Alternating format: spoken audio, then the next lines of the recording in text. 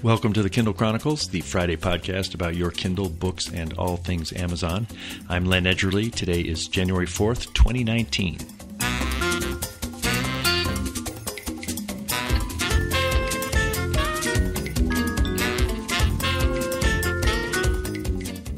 Happy New Year from downtown Denver, where Darlene and I arrived on New Year's Eve in time to see the annual fireworks show out our living room window.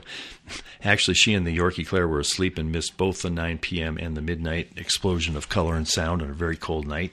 I watched on my own, and I don't know if I was inspired by the fireworks, but I did decide that I am going to lose some weight and swim regularly in 2019. There's a great saltwater pool just across the street from us. And, of course, read more books. I hope you enjoyed the turning of the calendar wherever you are, and that the new year will bring you good reading, fast deliveries from Amazon, and enough new technology to make your life a little better in ways you really enjoy. My guest this week, Mary McAveney, is Chief Marketing Officer at Open Road Integrated Media, which will celebrate its 10th anniversary this year. We talked about how many important books are going to enter the public domain this year and why Open Road continues in its second decade to lead the industry in ebook publication. I do think we're unusual in that we consistently continue to market these books day in and day out for many years. Also in this episode, I will point you toward a few news stories of interest with links in the show notes, along with a promising list of the best things that you can watch on Amazon Prime Video for free if you're a Prime member. I will devote most of the time remaining after the interview to catching up with comments that I received from you in the past few weeks. The first news story that caught my eye this week via a tip from David Enzel was a deep dive into Amazon's expansion into the booming market in rural India. It appeared in the Wall Street Journal on December 31st, written by Eric Bellman. It turns out there are 800 million people who live in rural India, many of whom have little access to retailers. Many of them don't have smartphones, credit cards, or delivery addresses. It'll say someone knows how to get something to them by saying they live behind the temple, but they don't say which temple. So Amazon's challenge has been to reinvent its entire delivery network to gain a foothold. They're not alone in eyeing this huge market. Walmart and a host of local startups are in the hunt as well. Physical stores are part of solving the puzzle, as well as trimmed down Amazon apps that work on very cheap smartphones and patchy cell networks. I like this article because it gave me a view into how Amazon's culture of innovation helps the company solve very tough challenges. This one has not been in my radar much. I've known that Amazon was active in India, but this really showed at a granular level just exactly what they're doing to essentially reinvent their whole business to fit a very different kind of an environment. Russ Grandinetti, who in earlier years was a regular guest on the podcast when he was the head of Kindle content, is now Senior Vice President for International Consumer Business, and he's played a key role in the India market. I'd love to have him on the show sometime if we could talk to him about that. I bet it'd be fascinating. I did find an interview with Grandinetti published in 2017 on Amazon's Day One blog. The writer appeared to be an Amazon employee in India, so she was asking the questions of kind of the big boss. One of them was, you have witnessed Amazon India's growth story ever since it launched in India in 2013. When you think of the India business, what comes to mind? And Russ replied as follows: you're inventing many things on a regular basis because you need them specifically for India, but I can also tell you many of these are helping, or most certainly will in the future, Amazon around the world. Your impact is large. And he added, the culture and Amazon's leadership principles are really strong here, and you've added to it in an important way with the cowboy mentality. Well, when I hear cowboy mentality, I think Wyoming. That's the cowboy state after all, so apparently people in India, in rural India, have some affiliation with cowboys as well. Also in news, an article at media.thinknum, THINKNUM, shows how Amazon continues to grow its already huge Alexa team. On January 2nd, there were 747 job openings at Amazon's website that contained Alexa in the title. Over at Apple, the number was 167 with Siri in the title. The piece did not contain comparable data from Google, which is, of course, the other major player in AI home assistants.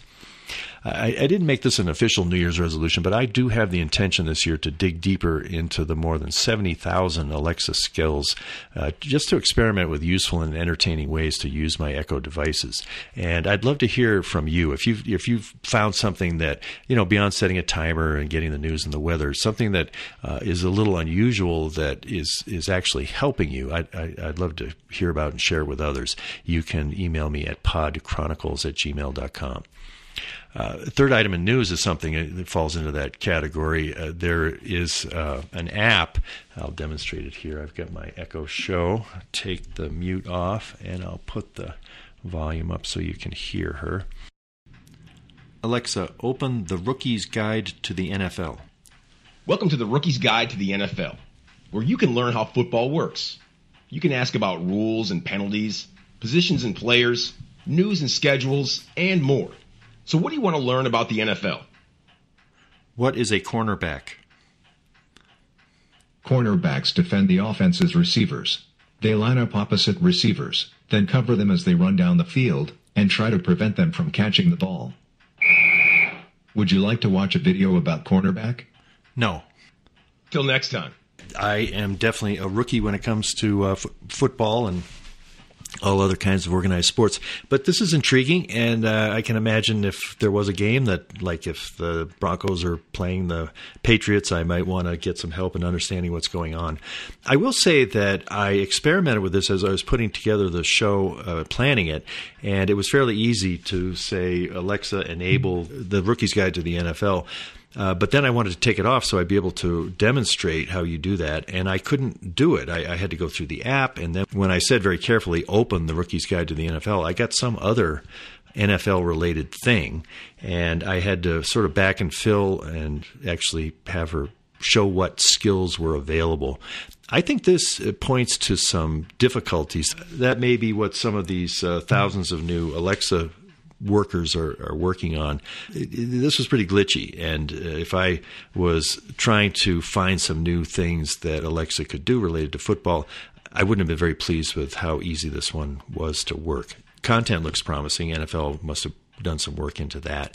But if you're a football fan, a rookie or otherwise, you might want to check this out. You'll be able to search for it on skills on your Alexa app. Just look for the Rookie's Guide to the NFL. I think if you just look for the NFL, it shows up that way too.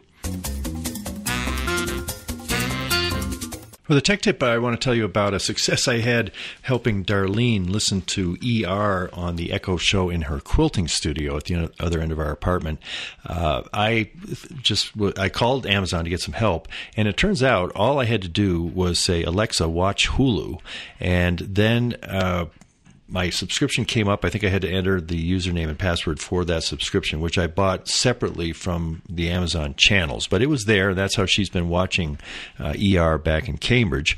And when it came up, the episode that she was watching showed up right where she had left off watching it. She was pretty impressed. Not all of my tech help for her has such a satisfying conclusion. I got a 5-star rating on that one. As I was experimenting around, the Echo Show can watch a lot of other stuff too. I'll give you a little example here. Alexa, what can I watch on Prime Video? Here's Prime Video. Now, what's showing up on the screen here are categories. Watch Next, Prime Originals, Prime Movies, Prime TV Shows, more categories. And it's showing Bosch, and where, I don't know, this is my parents' account. Were they watching Bosch? That would surprise me. But clearly, it's very easy to watch any of the Prime Video content on an Echo Show. Now, you might say, well, why would anybody watch on one of these tiny little boxes? The new Echo Show has a much bigger screen and better audio, so it's better compared to a TV. I don't know. In this case, there wasn't a TV in Darlene's quilting studio. She loves to hear things when she's quilting. It kind of takes her mind somewhere else so she can focus on the work. And the fact that the Echo was there and could pull up ER, that was really helpful. So if you're looking to hear or watch out of the corner of your eye some content and you've got an Echo Show somewhere that's convenient, this would definitely be something to check out. Mary McAveney is Chief Marketing Officer at Open Road Integrated Media, which celebrates its 10th anniversary this year. Open Road was mentioned in a New York Times article about the trove of books published in 1923 that will enter the public domain in 2019. I connected with Mary by Skype between Denver and New York City on January 2nd, and I began by asking her why 1923 may turn out to be, again, a big year for book lovers. The significance of 1923, at least in part, is that it will be the largest collective copyright expiration in more than 20 years, or actually since they passed the Sony Bono Act. And so a lot of works for the first time will be coming into the public domain that had been sort of granted a reprieve under that act. That said, of course, as you know from talking with many people at Open Road, the age of a work doesn't diminish its importance at all in our eyes. And in many cases, of course, not just us, but everyone in publishing appreciate the importance of measuring the longevity of its influence to readers, right? But we, of course, are very focused on bringing back backlist, and public domain titles, of course, are a big part of that. It's something that our audience appreciates. We've seen a lot of demand for various books in the public domain in the past, and we're really looking forward to bringing more out this year. When a book becomes available in the public domain, that's a different acquisition process than if you're working with the estate of an author. I imagine there's upsides and downsides, one of them being that everybody can access it, so you don't have as clear a path, or you don't even really know what other versions of it might be coming along. That's true. And we do have dozens of public domain books in our catalog at the moment, and they are quite popular. And I think one of the things that sets our editions apart is really the quality of the production that we put into it, right? It was something that Jane Friedman, who founded the company, was very proud of, was the production quality and bringing out books to an audience that merited their interest and their payment for it.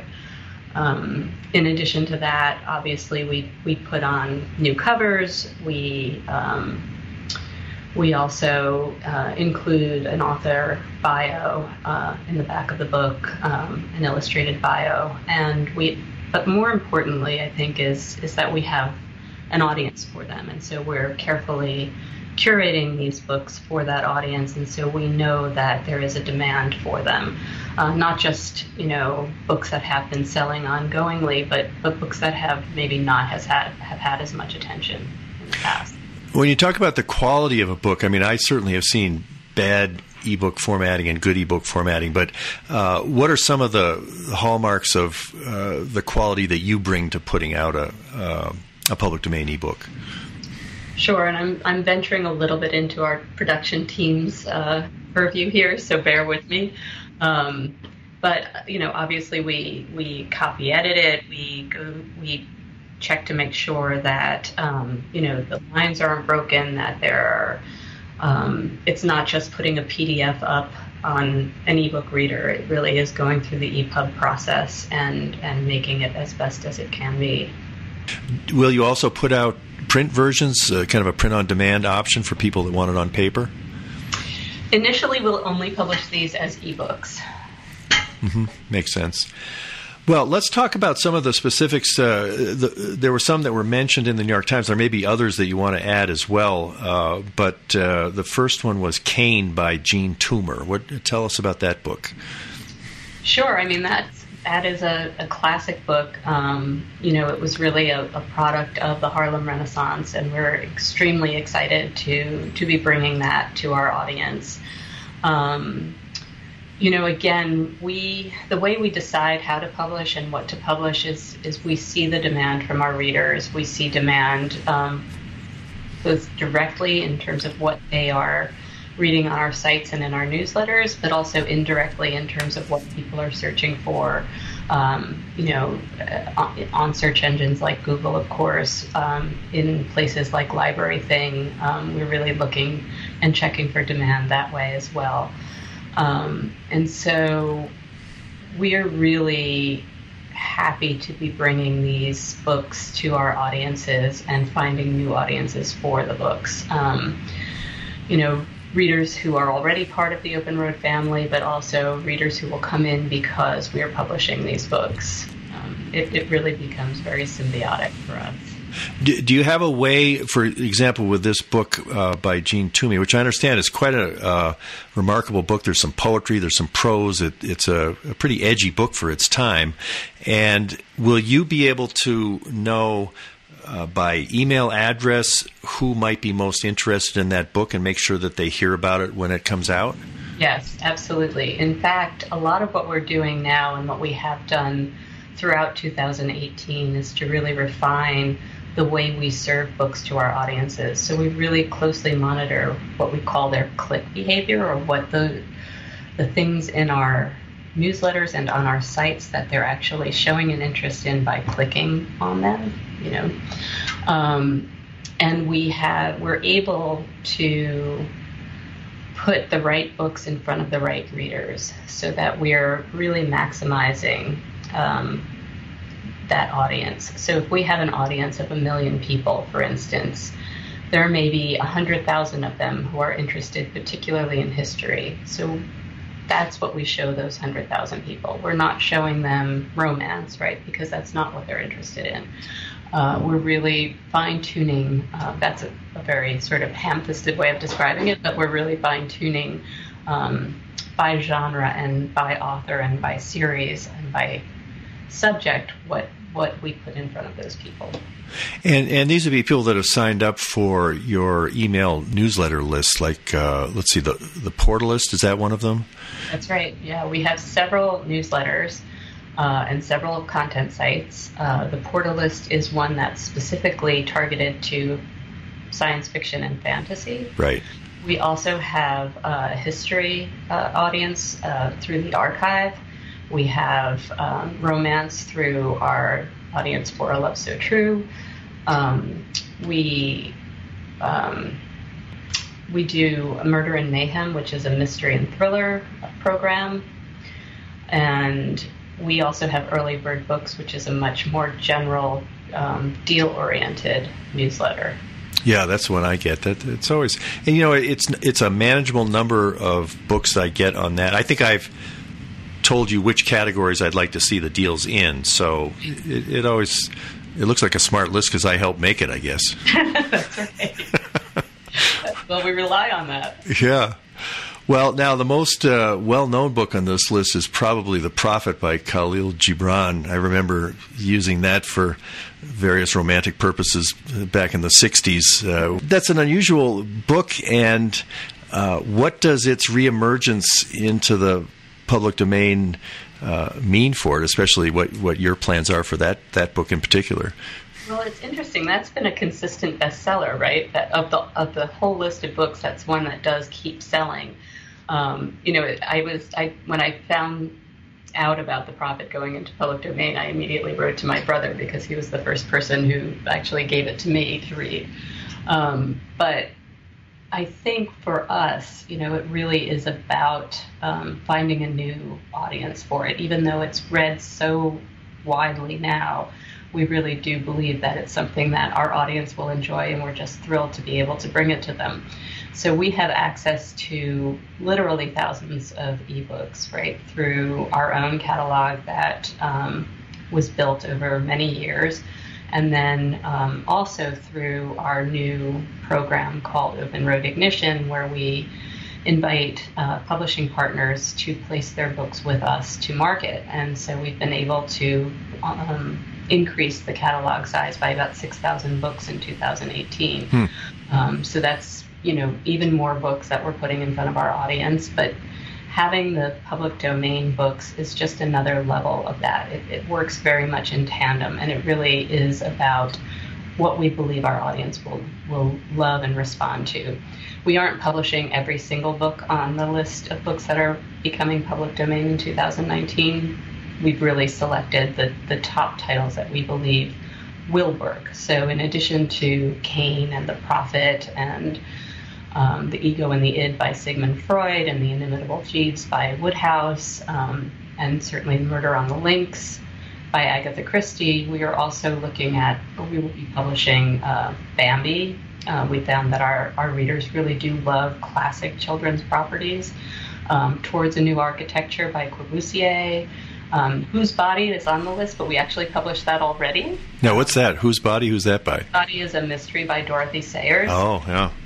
Really very much in the Agatha Christie vein. Mm-hmm.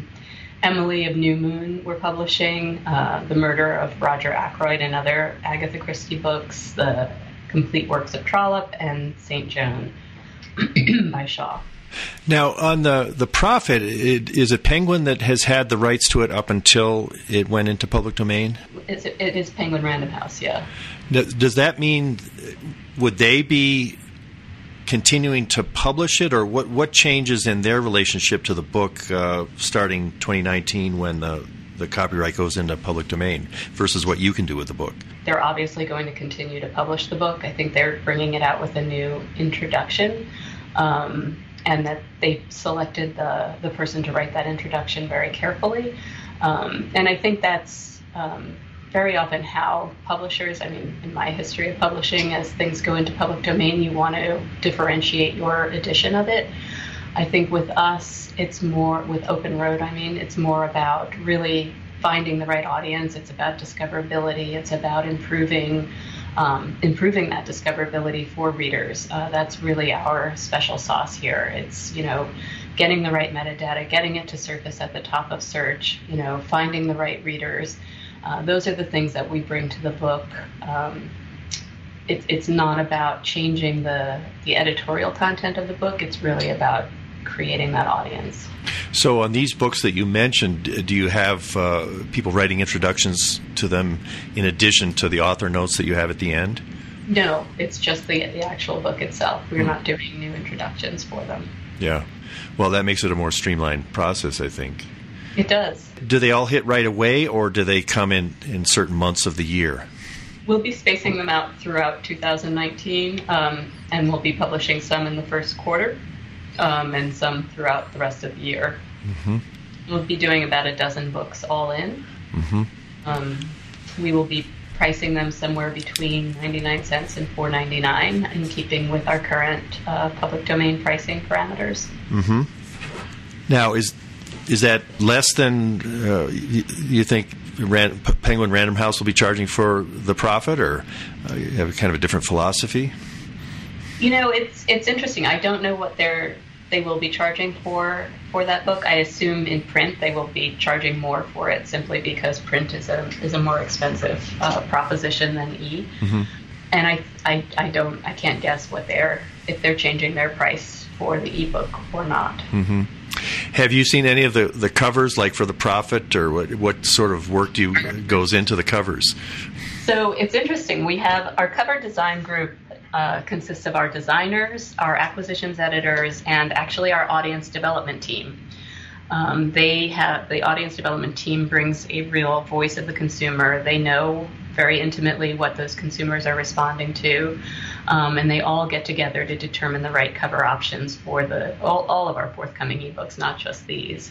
So I can't say exactly what imagery we'll be using on the cover of the book, but I can say that the process will remain the same for public domain books as it does for all of our Open Road books.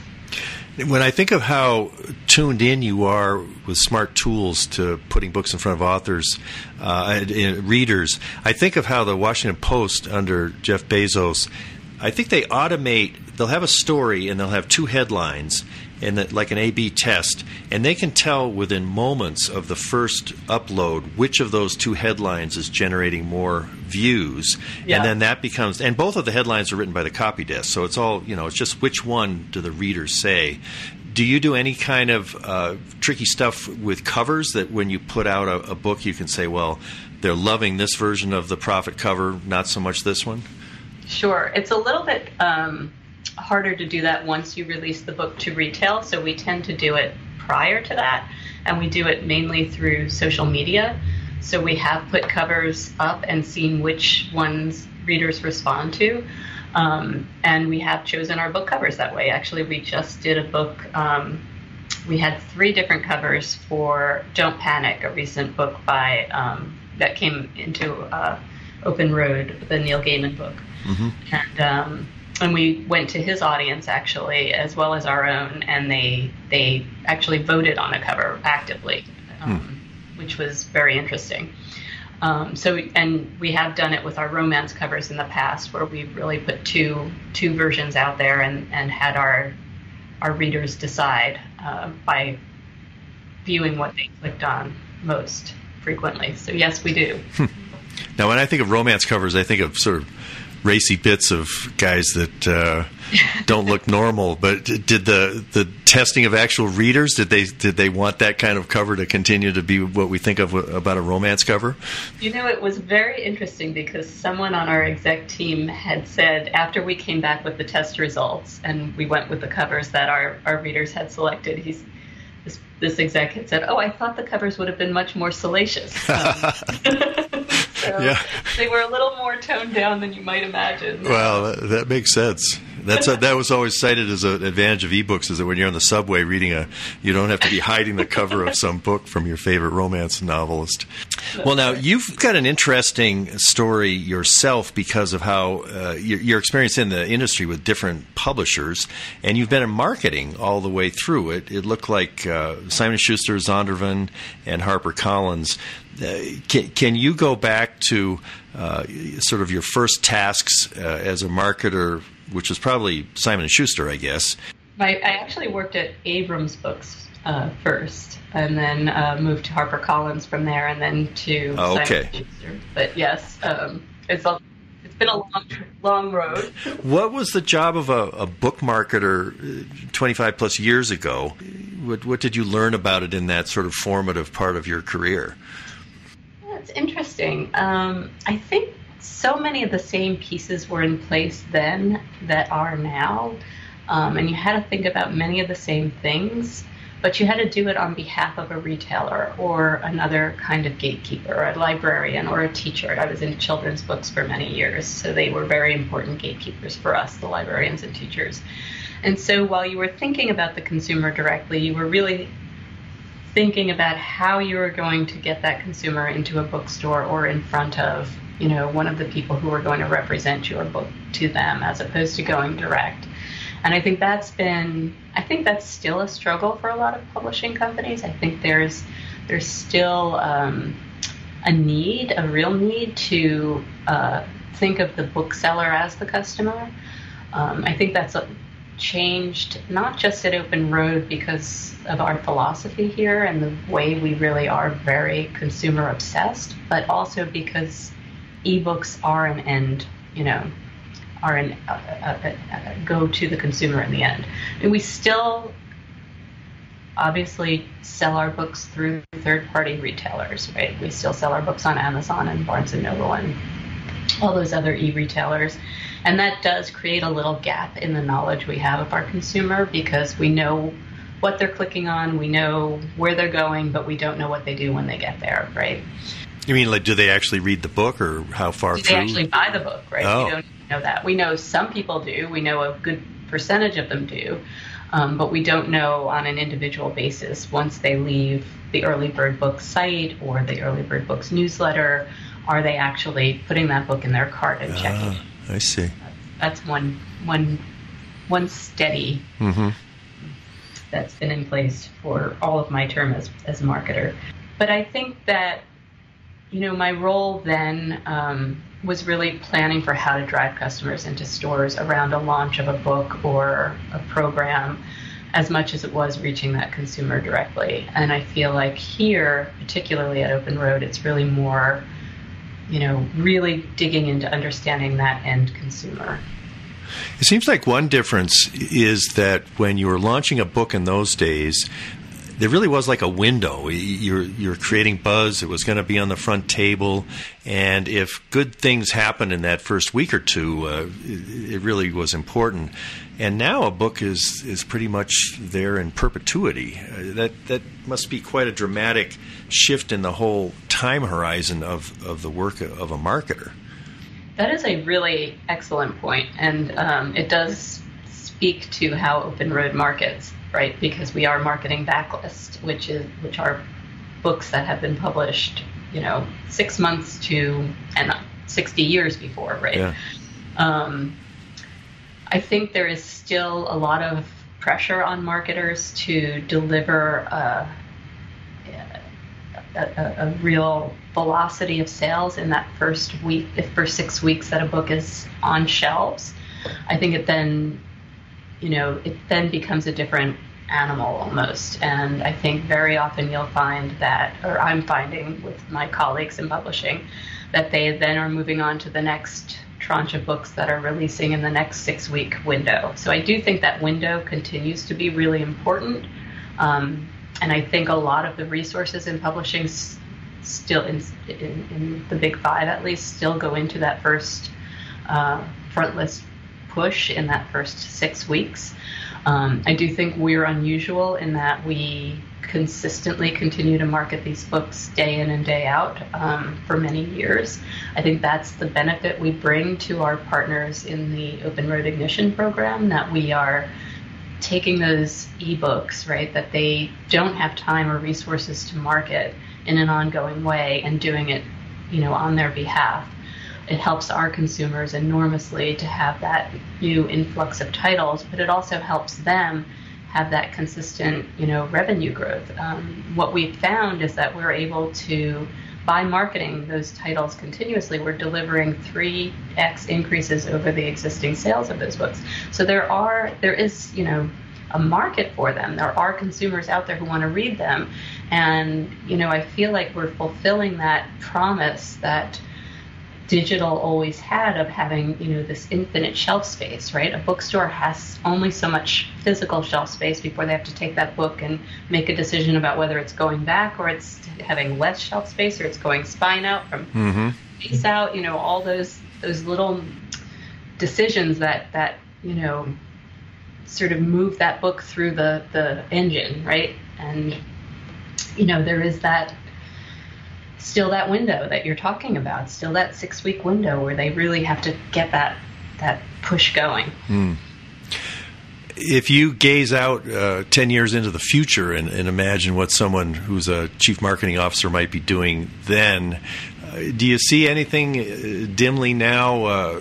One possibility seems to me is social media may just completely dominate how people choose books, and whole new platforms. We've got Goodreads and different things, but maybe you see something else. Is there some kind of fundamental structural change you can imagine in the next 10 years that will revolutionize the book marketing role as much as you've experienced in the past 10 years?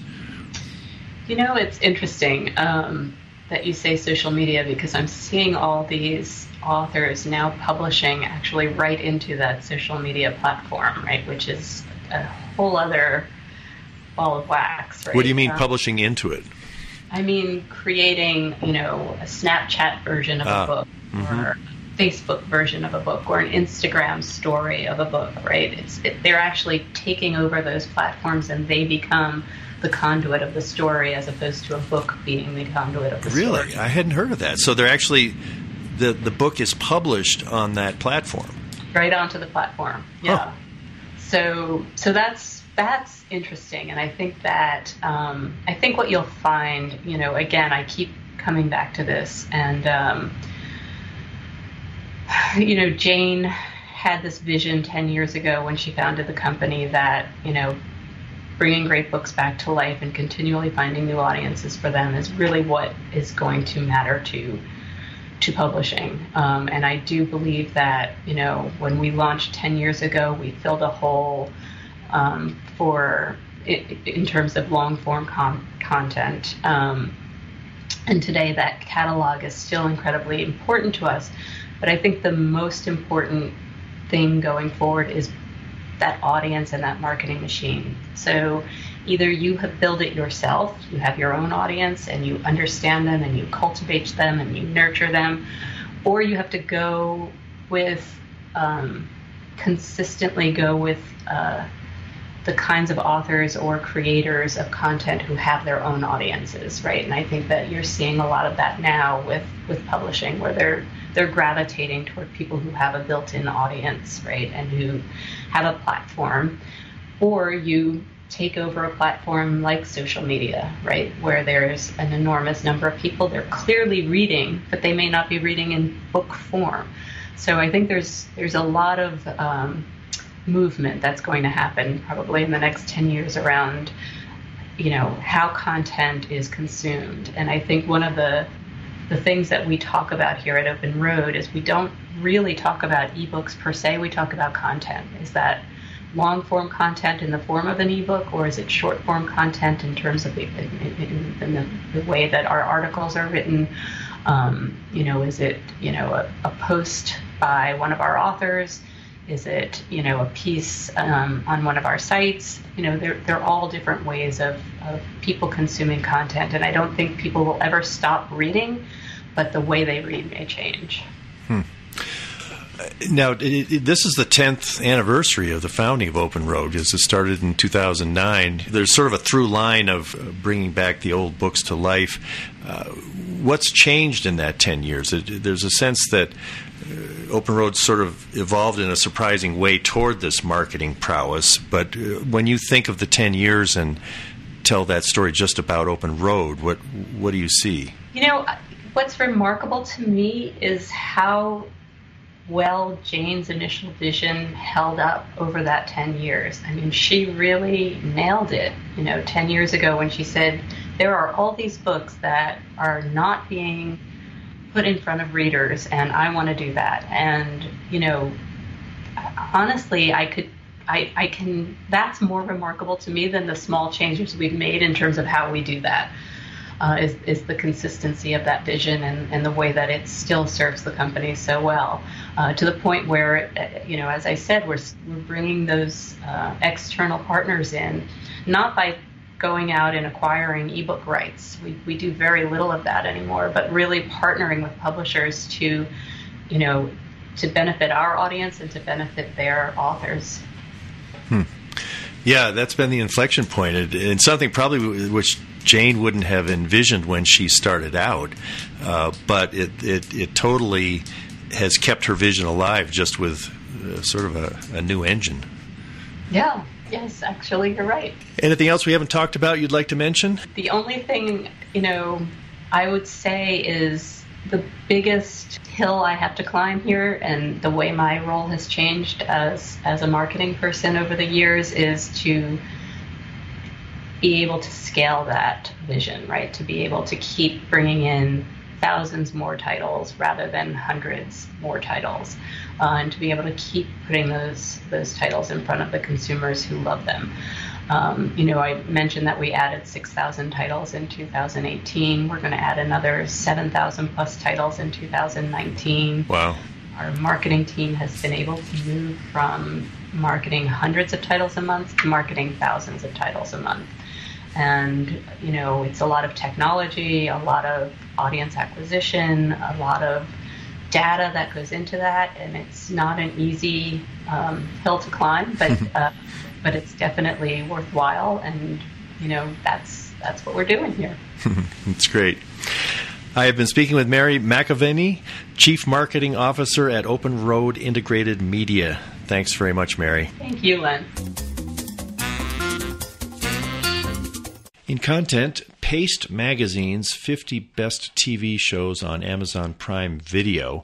This is a listing of all of the free content that you get on Amazon Prime Video if you're a member. And it includes some HBO classics like The Wire, that was chosen number 1 best show on the list, and The Sopranos, number 2. As I looked at this list, I soon discovered a show that I'd never heard of named Enlightened. I think it was about number 5. It's another HBO offering, and I'm hoping it might be one of the shows that Darlene and I both like equally. These shows, I must say, are very far and few between because our tastes are very different. But with all of these shows out there, I realized, this was another one of my New Year's epiphanies, all I have to do is just keep looking and trying shows on her to say, do you like that? I like that. Well, all right, let's watch 4 episodes of it because it's something we're both going to enjoy. I haven't tried Enlightened on her, but it looks like kind of an edgy comedy. It opens in a promising way with a woman telling off a boss and quitting and then ending up on doing zazen on a beach somewhere. So it looks promising. A current one that we both love, unfortunately we've reached the end of the current season, is The Amazing Mrs. Maisel. That's an Amazon original. Surprisingly not included in Pace's list of the top 50. Bad judgment on their part, in my opinion. Other shows in the top 10 on this list are The Twilight Zone, an old classic, The Americans, Cheers, Twin Peaks, 6 Feet Under, Curb Your Enthusiasm, and Deadwood. The list is good because it contains a good solid paragraph of a well-written description of the show, kind of a reviewer's take on the show. And so if you scan through this list of 50 and you're looking for some binge watching that you and someone you care about might both like, this would be a good way to find some new things to watch for free if you're a Prime member. Let's finish up with some of your comments. This comes from Kevin Parsons. Len, just wanted to wish you and your family a Happy New Year and to offer a suggestion for a 2019 Kindle Chronicles topic. I always get up on New Year's Day and join the Goodreads Reading Challenge. In past years, I've been annoyed that the page was not ready because I wanted to join the challenge immediately.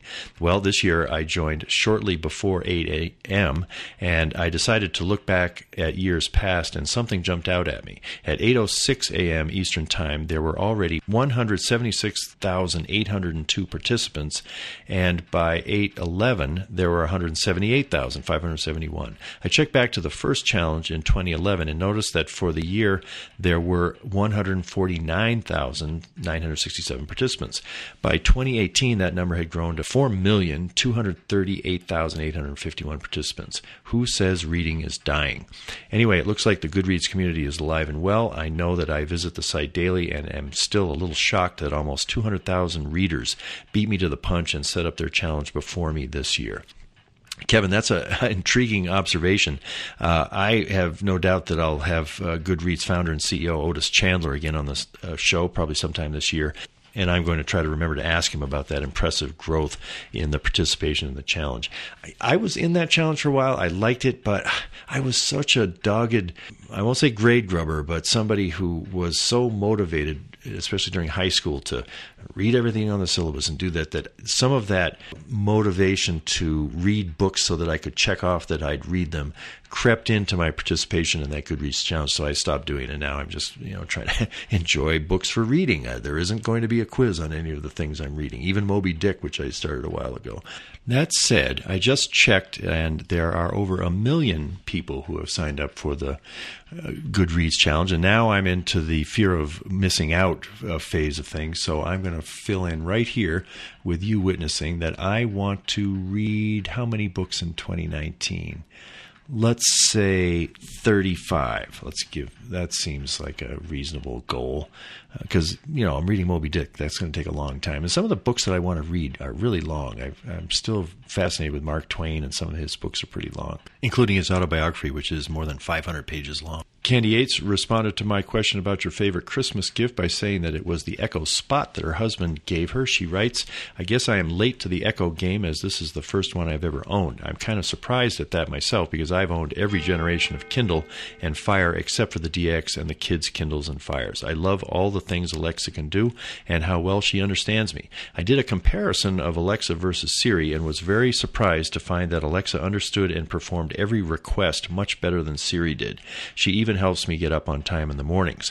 Instead of hitting snooze until I have to force myself out of bed, I am able to say a certain sentence to Alexa and my morning briefing, which I can select the sources for, begins to play. This is followed by rock music blaring for 30 minutes, and by this time I am fully awake. My next goal is to get an Echo for the kitchen. Thanks, Candy. Now, one thing that I like doing, I've gotten out of the habit lately, but if you say, Alexa, good morning, each day she has a new message, often something about that day in history, or whether it's something like National Left-Handed Pool Player Day. That's it for this week. Next week's guest will be Dave Addey, author of a very unusual book titled Typeset in the Future, Typography and Design in Science Fiction Movies. We had planned to do the interview this week, but it turned out that Dave did not have access to reliable internet service during a planned stay in London, so he had to postpone it. We're going to catch up with each other next week. I've been staying in touch with my folks via the Echo Show, including a pretty amazing session I had helping Dad navigate a Comcast problem with a really smart guy that I flushed out by sending a frustrated tweet to @ComcastCares. I was on the Echo, Dad was on his phone talking to Tommy, and we got it solved. Impressive customer service via @ComcastCares. This is Len Edgerly for the Kindle Chronicles from downtown Denver. Thanks for listening. Have a great day and a wonderful new year.